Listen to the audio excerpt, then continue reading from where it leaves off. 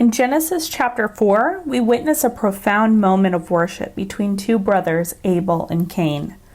Abel's offering was accepted while Cain's was rejected. This rejection raises a crucial question. Is there worship today that's also being rejected by God?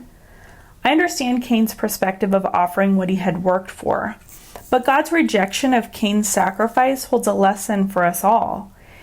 The first fruits from Abel was essentially a steak, and the first fruits from Cain was essentially salad. This is what Cain had worked hard to give God, and he did it for God as a gift that he felt was best. However, it was rejected.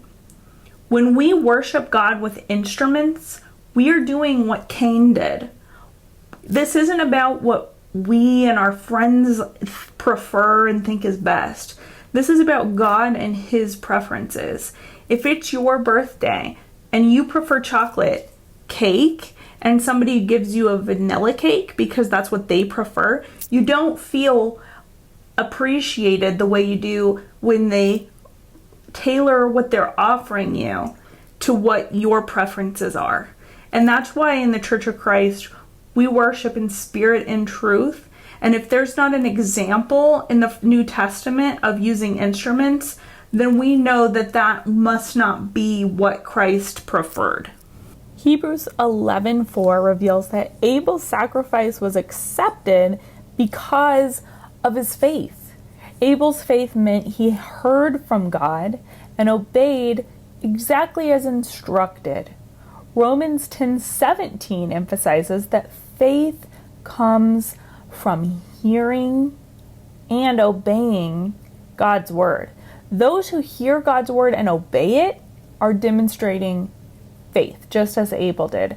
However, some today choose to disobey, like Cain, altering worship to suit their preferences, from unconventional rituals to deviations from biblical teachings.